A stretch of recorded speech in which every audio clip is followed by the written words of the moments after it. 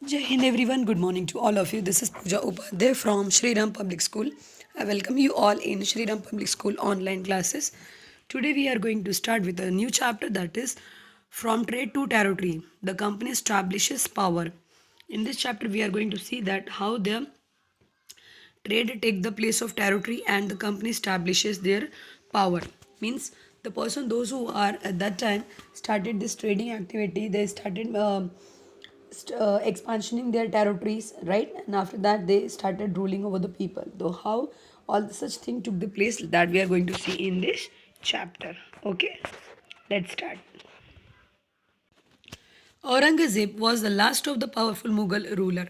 Remember this thing. This question will be asked in your exam.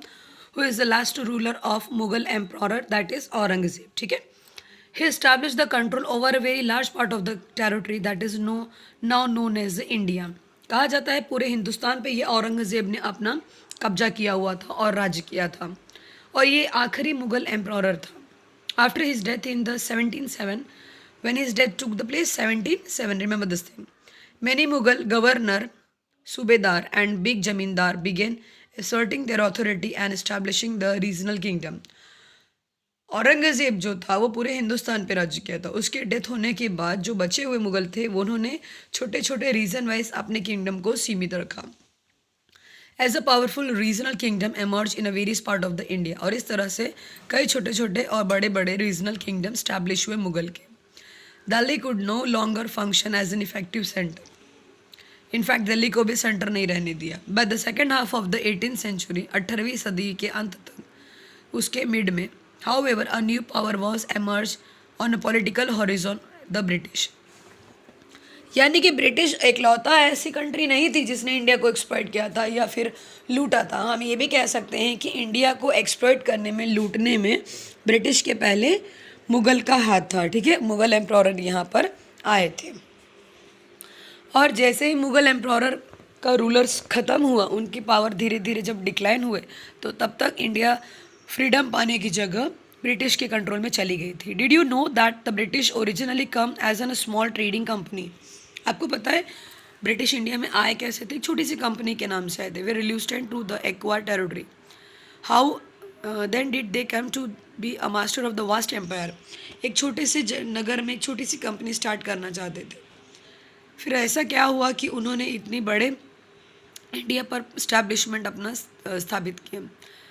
In this chapter you will see how this came out. और हम इस chapter में ये देखेंगे कि किस तरह से ब्रिटिश एक कंपनी स्टार्ट करने के बहाने इंडिया में आए और इन्होंने पूरे हिंदुस्तान पर राज्य करना शुरू किया. ठीक है, see the picture. Bahadur Shah Zafar and his son being arrested by the captain Hodson. देख रहे हैं, मुगल एम्प्रॉरर को इन्होंने गिरफ्तार कर लिया था ब्रिटिश ने. After Aurangzeb there was no powerful Mughal ruler. Aurangzeb के अलावा कोई भी इतना पावरफुल रूलर नहीं बचा.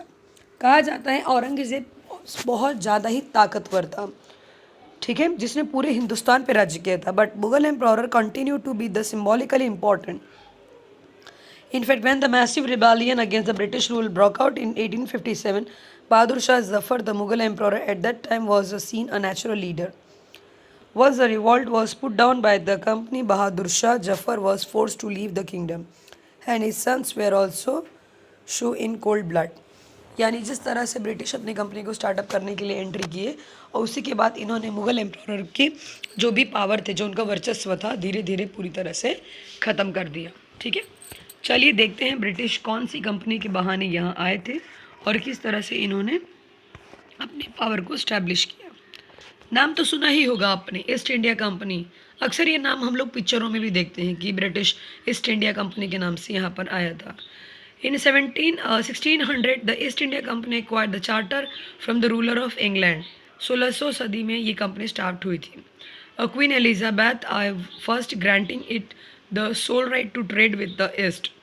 This meant that no other trading group in England could compete with the East India Company. यानी ईस्ट इंडिया कंपनी को मोनोपोली पावर दे दिया था एलिजाबेथ ने. कहा था ये एकलौती ऐसी कंपनी होगी जिसके साथ कोई और कंपनी कंपटीशन नहीं कर सकती. This mean that no other trading group in England could compete with East India company. With this charter, the company could venture across the ocean looking for a new land from which it could buy goods at a cheap price and carry them back to Europe to sell it at a higher prices. The company did not have to fear competition from other English trading company. यानी ये east India company को किसी भी company का डर नहीं था, क्योंकि ये मोनोपोली कंपनी बन चुकी थी ना, तो यहाँ पर ये इन्हें पता था कि कोई भी कंपनी इनके साथ कंपटीशन नहीं करेगी, तो ये जो प्राइस चाहे वो प्राइस चार्ज करके गुड्स अपना बेच सकते थे. Mercantile trading companies in those days made the profit primary by excluding the competition. उस टाइम पे जो बिजनेस एक्टिविटी होती थी उनका मेन पर्पस था प्रॉफिट अर्न करना, ना कि customer satisfaction, so that they could buy the cheap and sell the dear. The Royal Charter, however, could not prevent other European power from entering the Eastern market. By the time of the first English ship sailed down the west coast of Africa around the Cape of the Good Hope and crossed the Indian Ocean. The Portuguese had already established their presence in the western coast of India and had their base in Goa.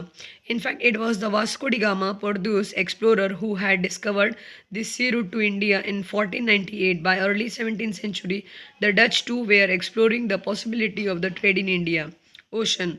Soon the French trader, इसका मतलब है जितने अभी countries के हमने नाम सुने, ये सभी लोग इंडिया के साथ किसी न किसी रूट से ट्रेडिंग एक्टिविटी करने के लिए मर्ज थे. ठीक है, सब में कॉमन एक चीज़ था कि ये सब के सब ओशन रूट से ही आए थे. The problem was that all the companies were interested in buying the same thing. मतलब ये लोग वहाँ पर इंडिया से रॉ मटेरियल जो चीप में अवेलेबल इनको होता था वो बाय करने में इंटरेस्टेड थे. The fine quality of the cotton and the silk produced in India had a big market in Europe. Paper, cloth, cardamom, and cinnamon too were in the great demand. Competition among the European company inevitable push up to the prices at which these goods could be purchased, and this reduces the profit that could be earned. यानी इन लोगों ने competitions high होने की वजह से लो rate पर यहाँ से गुड्स खरीद करके अपनी कंट्री में ले जा करके बेच देते. The only way the trading company could flourish was by eliminating the rival competitor. यानी ये लोग अपने बिजनेस को आगे बढ़ाने के लिए जो राइवलरी कंपनी होती थी जिनके साथ इनका कंपटीशन होता था उसको हटा देते थे. The urge to secure the market therefore lead to the fierce battle between the trading company. Through the 17th and 18th century, they regularly snagged each other's ships, blocked at routes, and prevented rival ships from moving with the supply of goods. A trade was carried with arm and trading posts were protected through the fortification. This effort to fortify settlement and carry the profitable trade has also lead to the intense conflict with the local ruler. The company therefore found it difficult to separate the trade from the political. Let us see how this happened.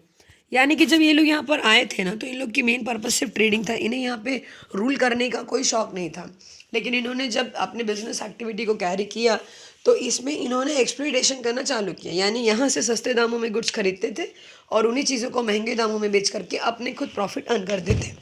तो Indian के rulers को ये चीज़ खलती थी, क्योंकि उन्हें ये लगता था कि ये इंडिया के सामान को यूज़ करते हैं सस्ते दामों में लेकर के महंगे दामों में बेचते, तो इनका प्रॉफिट बढ़ रहा है जो कि हमें होना चाहिए. ठीक है, इस चीज़ की इनमें गलन थी और इसीलिए फिर इन लोगों को लगा ब्रिटिशर्स को कि अगर हमें ट्रेडिंग के थ्रू प्रॉफिट अर्न करना है तो यहाँ पर हमें अपना पॉलिटिकल वर्चस्व स्थापित करना ही होगा, नहीं तो हम लोग यहाँ पर बिजनेस नहीं कर पाएंगे. इस तरह से उन्होंने यहाँ पर रूल करना स्टार्ट किया था. ठीक है, we'll stop today here only. East India Company begin the trade in Bengal that we see in the tomorrow lecture. If you having any doubts, students, so you can ask me in the evening lecture.